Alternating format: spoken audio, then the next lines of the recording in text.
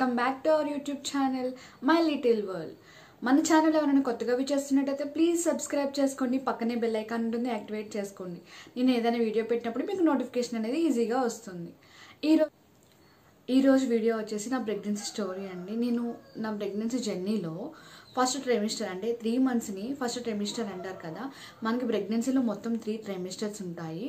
First 3 monthsని ఒక trimester అంటారు, తర్వాత 3 monthsని సెకండ్ ట్రైమిస్టర్ అంటారు, తర్వాత 3 monthsని థర్డ్ ట్రైమిస్టర్ అంటారు అనమాట.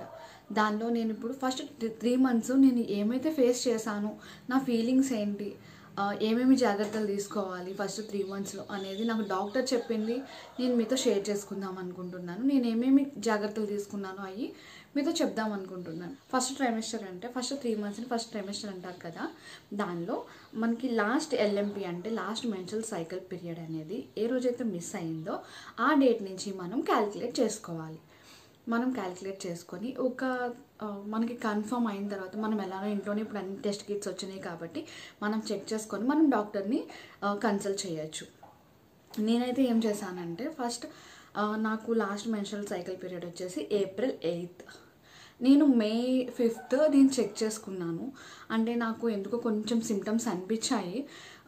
ఈసారి ఎందుకో ప్రెగ్నెన్సీ కన్ఫర్మ్ అవుతుంది అనిపించింది. ప్లస్ నాకు ఎందుకో అనిపించి నేను టెస్ట్ కిట్ తెచ్చుకొని టెస్ట్ కిట్తో నేను చెక్ చేసుకున్నాను. ఆ రోజు నాకు ఒక స్పెషల్ కూడా ఉంది, అందుకనే మేము చెక్ చేసుకున్నాము. నాకు అనిపించి నేను చెక్ చేసుకున్నాను. చెక్ చేసుకుంటే దానిలో 2 lines వచ్చాయి. 2 lines వస్తే ఓకే, నేను మా హస్బెండ్కి చూపించాను. తను అన్నారు ఓకే కన్ఫామే, కానీ ఎందుకన్నా మంచిది మనము ఒకసారి డాక్టర్ని కన్సల్ట్ అవుదాము అన్నారు. సరే అని చెప్పి నేను డాక్టర్కి నేను ఏదైతే టెస్ట్ చేసుకున్నానో ఆ కిట్ అనేది డాక్టర్కి మెసేజ్ చేశాను. చేస్తే ఆవిడ అన్నారు ఓకే ఇది కన్ఫామే, కానీ పీరియడ్ అనేది ఇంకా మిస్ అవ్వలేదు కాబట్టి మీరు బీటా హెచ్సిజీ టెస్ట్ చేయించుకోండి, దానిలో అయితే కన్ఫామ్గా తెలుస్తుంది అన్నారు. సరే అని చెప్పి బీటా హెచ్సిజీ టెస్ట్ వెళ్ళి చేయించుకున్నాను. అంటే అది బ్లడ్ టెస్ట్ అనమాట. అది చేయించుకుంటే దాంట్లో ప్రెగ్నెన్సీ వస్తే ఎన్ని పాయింట్స్ అయితే ఉండాలో అంతా ఉంది వాల్యూ అనేది.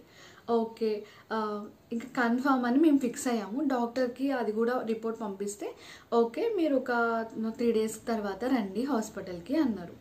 ఆవిడ అవైలబుల్గా లేక సరే అని చెప్పి మేము 3 days తర్వాత వెళ్ళాం. అంటే 8th May వెళ్ళాం. అంటే అప్పటికి ఇంకా మనకి ఎంబ్రో అనేది కనిపించడం అలా ఏముండదు. స్కాన్ చేసిన ఆవిడ అన్నారు ఓకే నేను సపోర్ట్కి ట్యాబ్లెట్స్ ఇస్తాను అండ్ ఫోలిక్ యాసిడ్ ట్యాబ్లెట్స్ ఇస్తాను, అంటే ఏమీ జరగకుండా ముందే మనం తీసుకోవాలి అని చెప్పారు. సరే అని చెప్పి నేను తీసుకున్నాను. ఆ ట్యాబ్లెట్స్ తీసుకున్నాము, ఇంటికి వచ్చేసాము. ఆవిడేం చెప్పారంటే ఒక 1 week తర్వాత రండి, మీకు అప్పుడు 5th week వస్తుంది కాబట్టి నేను అప్పుడు మీకు అటాచ్ అయిందా లేదా, ప్రెగ్నెన్సీ కరెక్ట్గా అటాచ్ అయిందా లేదనేది ఎర్లీ ప్రెగ్నెన్సీ స్కాన్లో చేస్తారనమాట. అది చూస్తాము అని చెప్పారు. సరే 1 week తర్వాత వెళ్ళాను హాస్పిటల్కి. దానిలో చెక్ చేసి ఓకే అటాచ్ అయింది, హార్ట్ బీట్ అయితే ఇప్పుడే రాదు, ఇంకా 2 weeks టైం పడుతుంది, అప్పుడు రావాలి అని చెప్పారు. కానీ ఫోలిక్ యాసిడ్ అనేది ట్యాబ్లెట్ అండ్ సపోర్ట్కి ఇచ్చే ట్యాబ్లెట్ కన్ఫామ్గా ఎవరైనా తీసుకొని యూజ్ చేయాల్సిందే అండి. అంటే ఇప్పుడున్న మన జనరేషన్లో ఫుడ్ అనేది సరిగ్గా లేదు కదా, హెల్దీ ఫుడ్ మనం తీసుకోవట్లేదు ఎలానో, కాబట్టి మనం వాళ్ళు ఇచ్చే మెడిసిన్ అనేది యూజ్ చేస్తే చాలా మంచి. 5th weekలో స్కాన్ చేశారు. ఓకే కరెక్ట్ పొజిషన్లోనే ఉంది మీ ప్రెగ్నెన్సీ అని చెప్పారు. కానీ హార్ట్ బీట్ ఇంకా రాలేదు, ఇంకా 2 weeks టైం పడుతుంది, మీరు ఇంకా 2 weeks తర్వాత వస్తే మీకు నేను మళ్ళీ ఎర్లీ ప్రెగ్నెన్సీ స్కాన్ అనేది చేసి హార్ట్ బీట్ చెక్ చేస్తాము అని చెప్పారు. సరే అటాచ్ అయిందన్నంత వరకు వీఆర్ హ్యాపీ, కరెక్ట్ పొజిషన్లో ఉంది అన్నంత వరకు. కానీ హార్ట్ బీట్ ఇంకా రాలేదా అంటే ఏంటి, తర్వాత ఏం జరుగుతుంది అనేది ప్రతి ఒక్కరికి ఉంటుంది. అంటే ఫస్ట్ ప్రెగ్నెన్సీ ప్లస్ ఎవరికి ఏం తెలియదు కదా ఫస్ట్ ప్రెగ్నెన్సీలో. మనం ఆ టైంలో వేరే వాళ్ళతో షేర్ చేసుకుందామన్నా సరే మనకే కొత్త, పక్కన వాళ్ళకి షేర్ చేసి అది కన్ఫర్మ్ అవ్వకపోతే వాళ్ళు ఫీల్ అయ్యి మనము ఫీల్ అయ్యి అని చెప్పి నేను ఫ్యామిలీలో కూడా ఎవరితోనే షేర్ చేసుకోలేదు.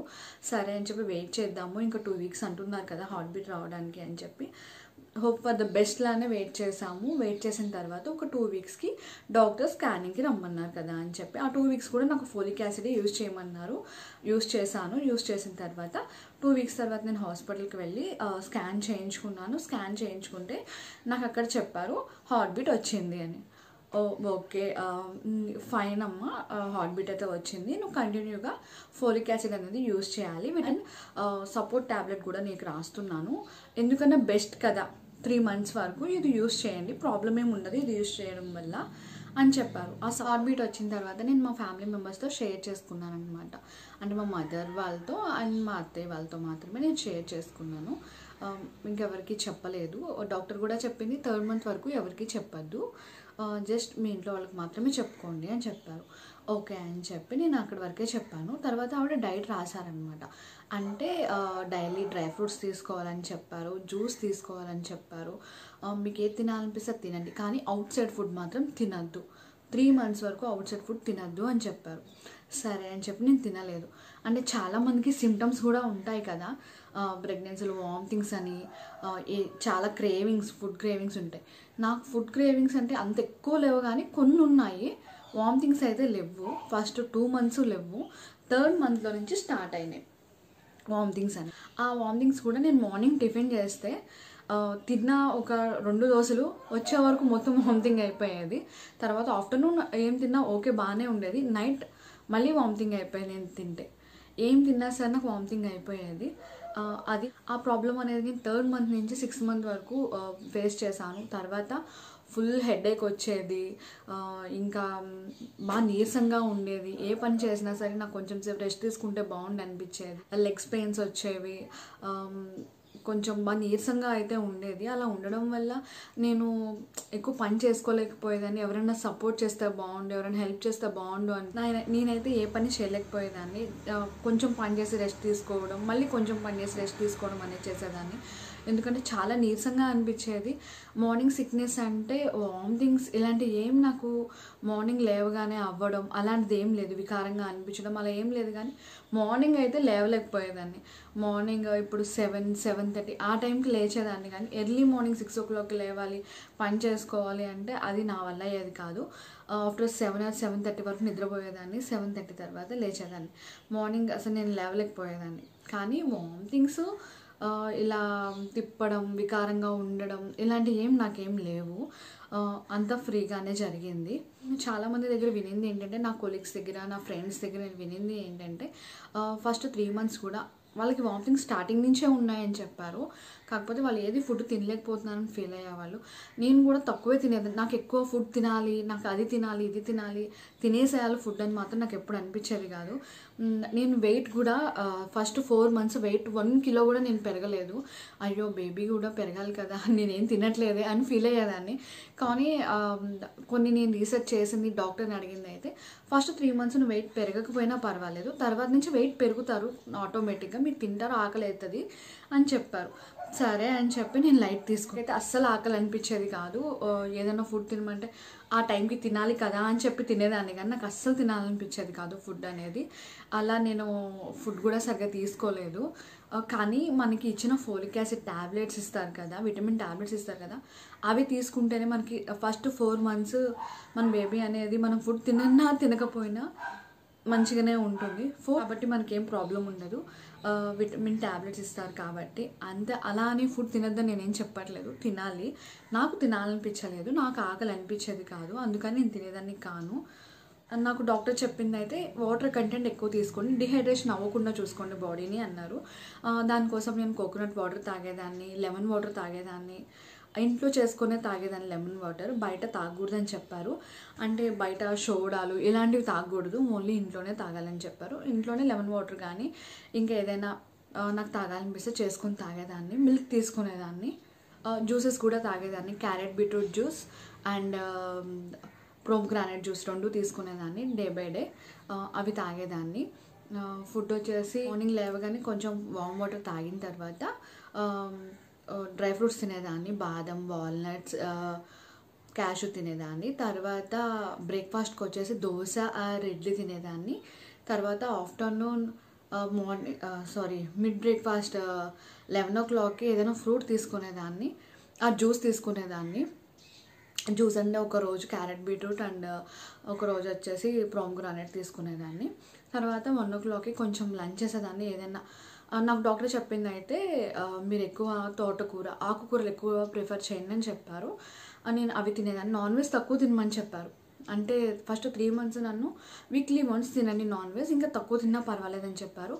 బాయిల్డ్ ఎగ్స్ తీసుకోమని చెప్పారు, డైలీ 2 తీసుకోమని చెప్పారు. కానీ నేను నేను ఒక్కొక్క రోజు తినేదాన్ని ఒక్కొక్క రోజు తినేదాన్ని కాదు. లోపల ఎల్లో తీసేసి బయట వైట్ తీసుకోండి అన్నారు. ఓకే అని చెప్పి అది కూడా నేను తీసుకునేదాన్ని లంచ్లోకి. తర్వాత ఈవినింగ్ 4 o'clockకి ఒక టీ తాగేదాన్ని, ప్లస్ బిస్కెట్స్ ఆర్ ఫ్రూట్ ఏదైనా తీసుకునేదాన్ని. అది అయిపోయిన తర్వాత నైట్ డిన్నర్ 7:30 కల్లా కంప్లీట్ చేసేసుకోమని చెప్పారు. 7:30 కల్లా నేను నైట్ డిన్నర్ అనేది కంప్లీట్ చేసుకునేదాన్ని. ఏదైనా టిఫిన్ చేసేదాన్ని, లేకపోతే కొంచెం రైస్ తీసుకొని కర్రీ నైట్ నిద్రపోయేటప్పుడు ఒక 1/2 hour ముందు నేను మిల్క్ అనేది తీసుకునేదాన్ని. నాకు ఫస్ట్లోనే నాకు మదర్స్ హార్లిక్స్ అని చెప్పి వాళ్ళు సజెస్ట్ చేశారనమాట. అంటే ప్రోటీన్ పౌడర్ అని చెప్పారు, మదర్స్ హార్లిక్స్ అని చెప్పారు, మీ ఇష్టం అని చెప్పారు. ప్రోటీన్ పౌడర్ కన్నా మదర్స్ హార్లిక్స్ బాగుంటుంది కదా అని చెప్పి నేను అది తీసుకున్నాను. కానీ అది కూడా నాకు నచ్చలేదు. అప్పుడప్పుడు తీసుకునేదాన్ని, లేకపోతే అప్పుడు స్కిప్ చేసేదాన్ని. వితౌట్ షుగర్ తాగమని ఫస్ట్ నుంచే నాకు సజెస్ట్ చేశారు. నేను అలానే తాగాను అనమాట. ఫస్ట్ ట్రైమెస్టర్లో మనకి ఉండేది ఎర్లీ ప్రెగ్నెన్సీ స్కాన్ ఒకటే ఉంటుంది. మనం ఏమీ దానికి కంగారు పడాల్సిన అవసరం లేదు. ఎర్లీ ప్రెగ్నెన్సీ స్కాన్లో 2 times చేశానని చెప్పాను కదా నేను. అంటే ఫస్ట్ వచ్చేసి బేబీ ప్రెగ్నెన్సీ అటాచ్ అయిందా లేదా అని, అండ్ నెక్స్ట్ వచ్చేసి హార్ట్ బీట్ వచ్చిందా లేదా అని 2 స్కాన్లు చేశాను నాకు. చాలామంది ఏమనుకుంటారంటే వెళ్ళొచ్చులే, 3rd month వెళ్ళి చూపించుకుందాంలే, ఇప్పుడు తెలిసిందంటే ఇప్పుడు వెంటనే వెళ్ళిపోవాలా, మా పేరెంట్స్ వెళ్ళలేదు, మేము ఎందుకు వెళ్ళాలి ఇప్పుడు అని కూడా ఫీల్ అవుతారు. నా సజెషన్ అయితే వెళ్ళండి. మీకు ఎప్పుడైతే టెస్ట్ కిట్లో కన్ఫర్మ్ అని కనిపించిందో అప్పుడు మీరు హాస్పిటల్కి వెళ్ళి చెక్ చేయించుకోండి. ఎందుకు అని అంటే చాలామంది నేను చూశాను, చాలా ఫేస్ చేశారు. ఎలా అంటే మనకి ప్రెగ్నెన్సీ కరెక్ట్ పొజిషన్లో ఉందా లేదా అనేది చాలా ఇంపార్టెంట్ అండి. అది మనకి తెలియాలి అంటే మన హాస్పిటల్కి వెళ్ళి చెక్ చేయించుకుంటేనే తెలుస్తుంది. మనకి ప్రెగ్నెన్సీ కన్ఫర్మ్ అవ్వగానే హాస్పిటల్కి వెళ్ళడం చాలా ఇప్పుడున్న సిచ్యువేషన్లో, ప్రజెంట్ జనరేషన్లో చాలా ఇంపార్టెంట్. వెళ్ళండి, వెళ్ళి చెక్ చేయించుకోండి. మహా అయితే స్కాన్ చేస్తారు. ఆ స్కానింగ్ వల్ల మనకి ఎటువంటి ప్రాబ్లం ఉండదు. వాళ్ళు మనకి సజెస్ట్ చేస్తారు, ఓకే ఇలా ఉంది, నువ్వు ఇలా యూజ్ చేయు అనే కదా మనకి చెప్తారు డాక్టర్ అనేది. నేను ఇచ్చే సలహా అయితే అది. నేను ఒక 3-4 మెంబర్స్ని దగ్గర నుండి చూశాను కాబట్టి నేను వెంటనే కన్ఫర్మ్ అయిన వెంటనే నేను వెళ్తే నాకు ఇలా సజెస్ట్ చేశారు. నేను అది వాళ్ళు చెప్పినట్టే విని నేను ట్యాబ్లెట్స్ అవి యూజ్ చేశాను. నేనైతే డాక్టర్ దగ్గరికి వెళ్ళి చూపించుకున్నందుకు నేనైతే హ్యాపీ. ఎందుకంటే మనం ఎవరిని ట్రస్ట్ చేసినా చేయకపోయినా డాక్టర్ని ట్రస్ట్ చేస్తాం కదా.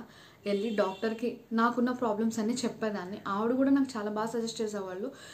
నువ్వు నీకేమన్నా డౌట్స్ ఉంటే రాసుకొని రా అమ్మ, నీకు నేను చెప్తాను అని చెప్పి నాకు మొత్తం ఏమన్నా ఇంటి దగ్గర నుంచి నువ్వు నీకు గుర్తొచ్చినప్పుడల్లా రాసుకో, వచ్చి నాతో చెప్పు. ఎందుకంటే నాకు ఫస్ట్ ప్రెగ్నెన్సీ కాబట్టి నేను దాని గురించి వెళ్ళి అందరినీ అడగలేను కదా. డాక్టర్ అయితే నాకు సలహా ఇస్తారు. నా సిచ్యువేషన్, నా బాడీ సిచ్యువేషన్ గురించి ఆవిడకి తెలుసు కాబట్టి తను నాకు మళ్ళీ డాక్టర్ ఇంకోటి సజెస్ట్ చేస్తారు ఏంటంటే ఎక్కువ టెన్షన్ పడద్దు, దేని గురించి ఎక్కువ ఆలోచించద్దు. అది ఇంట్లో వాళ్ళు కూడా సపోర్ట్ ఉండాలి దానికి. నాకైతే దొరికింది ఆ సపోర్టు. ఎక్కువ టెన్షన్ తీసుకోవద్దని చెప్తారు డాక్టరు. ఎందుకంటే మన బేబీ అనేది మంచిగా గ్రో అవ్వడానికి ఇదే కదా మనకి బేస్ అనేది, ఆ 3 months. దానికోసం డాక్టర్ మనకి ముందే సజెస్ట్ చేస్తారు ఎక్కువ టెన్షన్ తీసుకోవద్దు, ఎక్కువ ఆలోచించద్దు. ఆలోచించడం వల్ల బీపీ పెరుగుతుంది, చాలా ప్రాబ్లమ్స్ ఫేస్ చేయాల్సి ఉంటుంది. నేనైతే చాలా కూల్గా ఉండడానికి ట్రై చేసేదాన్ని. ప్రెగ్నెన్సీ ఒకలా ఉండాలని లేదు, ఒకరికి ఒకలా ఉంటుంది, ఇంకొకరికి ఇంకోలా ఉంటుంది. నాలా మీకు ఉండాలని లేదు, మీలా నాకు ఉండాలని లేదు. ఎవరి బాడీ తత్వం బట్టి అలా ఉంటుంది. ఒక్కొక్క ప్రెగ్నెన్సీ ఒక్కొక్కలా ఉంటుంది. ఎవరి ప్రెగ్నెన్సీని మనం పోల్చుకోకూడదు. ఈ ప్రెగ్నెన్సీలో ఎవరి బాడీ తత్వం బట్టి వాళ్ళకి జరుగుతుందండి. దాని గురించి మనం ఫీల్ అవ్వాల్సిన అవసరం అయితే లేదు. ప్రెగ్నెన్సీ అనేది ఒక్కొక్కరికి ఒకలా ఉంటుంది. మళ్ళీ ఫస్ట్ ప్రెగ్నెన్సీ కాబట్టి చాలా మనము సెర్చ్ చేసేస్తూ ఉంటాం గూగుల్లో, వాటిలో వీటిలో. సెర్చ్ చేయడంలో తప్పులేదు, కానీ ఎక్కువగా సెర్చ్ చేయొద్దు. మీకు ఏమైనా డౌట్స్ వస్తే మీ ఇంట్లో పెద్దవాళ్ళని అడగండి, లేకపోతే మీ డాక్టర్ని కన్సల్ట్ అవ్వండి. కానీ మీరు మాత్రం ఎటువంటి రిస్క్ చేయొద్దు, ఎక్కువ గూగుల్లో సెర్చ్ చేయొద్దు. ఎందుకంటే గూగుల్లో సెర్చ్ చేసిన దగ్గర నుంచి ఒక్కొక్కటి ఒక్కొక్కలా ఉంటుంది. నేనైతే ఫస్ట్ టైం కన్ఫర్మ్ అయిన వెంటనే సెర్చ్ చేశాను, కానీ ఆ తర్వాత నుంచి నేను సెర్చ్ చేయడం మానేశాను.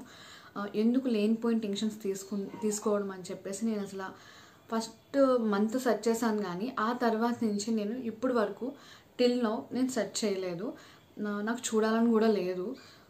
ఏమైనా డౌట్ ఉంటే డాక్టర్ని అడుగుతున్నాను, లేకపోతే మా మమ్మీ వాళ్ళని, మా ఫ్రెండ్స్ని ఎవరికొకరిని అడుగుతున్నాను తప్ప నేనైతే సెర్చ్ చేయట్లేదు. నేను ఇచ్చే సజెషన్ అయితే సెర్చ్ చేయొద్దు. అందరూ ఏం చెప్తారంటే మన పేరెంట్స్ కానీ మన రిలేటివ్స్ కానీ తెలిసిన వాళ్ళు కానీ ఇద్దరికి తినాలి నువ్వు ఇద్దరికి తిను అని అన్ని వాళ్ళు సజెస్ట్ చేస్తారు. కాకపోతే మనకి నచ్చని ఫుడ్ మనం ఎంత తినగలిగితే అంతే తినాలి. అంతేగాని వాళ్ళు చెప్పారు కదా అని అమ్మో ఇద్దరికి తినాలేమో అని చెప్పి తినద్దు. నేను ఇచ్చే సజెషన్ అయితే ప్రెగ్నెన్సీ జర్నీని ఎంజాయ్ చేయండి. ఎక్కువ ఆలోచించద్దు, ఎక్కువ ఎవరి మాటలు పట్టించుకోవద్దు. ఇదొక జర్నీ అన్నమాట. ఈ జర్నీలో మనం ఎంత పీస్ఫుల్గా ఉండి ఎంత హ్యాపీగా ఉంటే అంత బెటర్. నేనైతే అదే నేర్చుకున్నాను నా ప్రెగ్నెన్సీ జర్నీలో. మనకి ఈ ఫస్ట్ ట్రైమెస్టర్లో ఫస్ట్ 1 మంత్ ఎలా అయిపోతుందో మనకు తెలియదు. నెక్స్ట్ ఇంకా 2 మంత్స్ ఈజీగానే, అంటే నాకైతే నార్మల్గానే అయిపోయాయి. మనకి అంత కొత్తగా ఉంటుంది కదండి ఫస్ట్ ప్రెగ్నెన్సీ అండ్ ఫస్ట్ ట్రైమెస్టర్లో. మనము ఏదైనా చిన్న ప్రాబ్లం వచ్చినా డాక్టర్ని కన్సల్ట్ అవ్వడం మాత్రం మర్చిపోవద్దు. డాక్టర్ని వెంటనే కన్సల్ట్ అవ్వండి. మనకి ఎలాంటి డాక్టర్ని చూస్ చేసుకోవాలి అంటే మనకి వెంటనే రిప్లై ఇవ్వాలి. అంటే ఇప్పుడు మనకి ఏదైనా మిడ్నైట్ ఏదైనా అవసరమైనా వాళ్ళని మనం అడగగానే వాళ్ళు మనకి రెస్పాండ్ అయ్యేలాగా మీరు అలాంటి డాక్టర్ని చూస్ చేసుకోండి. ఇంకా నాకైతే చాలా హ్యాపీ. నేను 3 మంత్స్ ఎక్కువ వామిటింగ్స్ ఏం లేవు. నాకు 3rd మంత్ ఎండింగ్ నుంచి స్టార్ట్ అయింది కాబట్టి నాకు ఈ 3 మంత్స్ జర్నీ అనేది చాలా ఈజీగానే అయిపోయింది. ఎప్పుడెప్పుడు కంప్లీట్ అయిద్దా అనుకునేదాన్ని. 3 మంత్స్ కంప్లీట్ అయింది. నేను హ్యాపీనే. ఈ 3 మంత్స్ చాలా ఈజీగానే అయిపోయింది అనిపించింది నాకు ఈ 3 మంత్స్ జర్నీ. నేను మరొక వీడియోలో సెకండ్ ట్రైమిస్టర్ వీడియోతో నేను మళ్ళీ మిమ్మల్ని కలుస్తాను. ఛానల్ ఎవరైనా కొత్తగా వీడియో చేసినట్లయితే ప్లీజ్ సబ్స్క్రైబ్ చేసుకోండి. పక్కనే బెల్ ఐకాన్ ఉంటుంది, యాక్టివేట్ చేసుకోండి. నేను ఏదైనా వీడియో పెట్టినప్పుడు మీకు నోటిఫికేషన్ అనేది ఈజీగా వస్తుంది. Thanks for watching. బాయ్.